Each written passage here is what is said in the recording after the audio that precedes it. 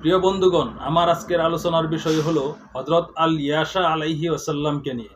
হযরত আল ইয়াশা আলাইহিস সালাম ছিলেন আল্লাহর একজন প্রেরিত নবী।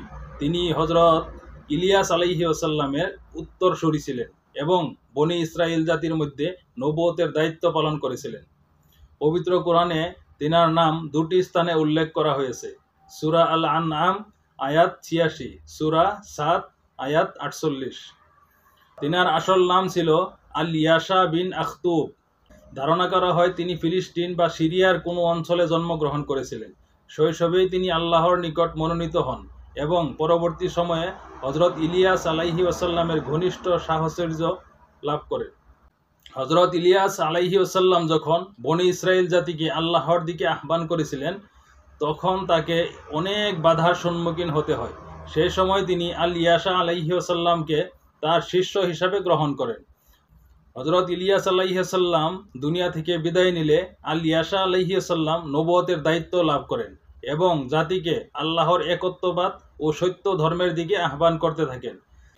তার সময়ে বনী ইসরাইলের লোকেরা নানা ধরনের গুনাহ ও শিরকে লিপ্ত ছিল। তারা ফেরাউন এবং বিভিন্ন মূর্তি পূজারীদের মতো বিভিন্ন দেবতার পূজা করত। তিনি মানুষকে এক আল্লাহর ইবাদতের দিকে ডাকেন এবং তাদেরকে সতর্ক করেন। যদিও কিছু মানুষ তার ডাকে সাড়া দেয়, কিন্তু অধিকাংশই অবাধ্যতা করতে থাকে। হযরত আল ইয়াশা আলাইহি ওয়াসাল্লামের জীবনের বিস্ময়কর ও প্রসিদ্ধ মুআজিজার মধ্যে একটি ছিল একটি মৃত শিশুকে জীবিত করা। একবার এক মুমিন নারী তার কাছে এসে কাঁদতে কাঁদতে বললেন, হে আল্লাহর নবী, আমার একমাত্র সন্তান মারা গেছে। সে আমার জীবনের একমাত্র আশ্রয় ছিল। দয়া করে আল্লাহর কাছে দোয়া করুন। এই কথা শুনে হযরত আল ইয়াশা আলাইহি ওয়াসাল্লাম অনেক দুঃখিত হলেন। তিনি সেই মৃত শিশুটিকে কোলে নিলেন, তার গায়ে হাত বুলিয়ে দিলেন এবং আল্লাহর নামে দোয়া করলেন। আল্লাহর কুদরতে সেই মৃত শিশু আবার জীবিত হয়ে ওঠে। এই অলৌকিক ঘটনা দেখে চারপাশের লোকেরা বিস্মিত হয়ে যায় এবং অনেকে ঈমান গ্রহণ করে। বনী ইসরায়েলের লোকেরা যখন হযরত আল ইয়াশা আলাইহি ওয়াসাল্লামের আহ্বান অস্বীকার করল, তখন একবার দেশব্যাপী তীব্র দুর্ভিক্ষ দেখা দেয়। শস্য উৎপাদন বন্ধ হয়ে যায়, পানির অভাব হয়, মানুষ কষ্টে দিন কাটাতে থাকে। তবুও তারা তওবা করেনি। পরে আল্লাহর আদেশে হযরত আল ইয়াশা আলাইহি ওয়াসাল্লাম আল্লাহর কাছে দোয়া করলে কিছু সময়ের জন্য বৃষ্টি আসে এবং দুর্ভিক্ষ কমে, কিন্তু লোকেরা আবার গুনাহর পথে ফিরে যায়। হযরত আল ইয়াশা আলাইহি ওয়াসাল্লাম দীর্ঘকাল বনী ইসরায়েলের মধ্যে ইসলাম প্রচার করেন।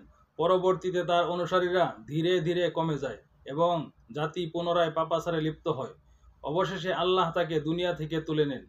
হযরত আল ইয়াশা আলাইহি ওয়াসাল্লাম ছিলেন আল্লাহর একজন ন্যায়পরায়ণ নবী।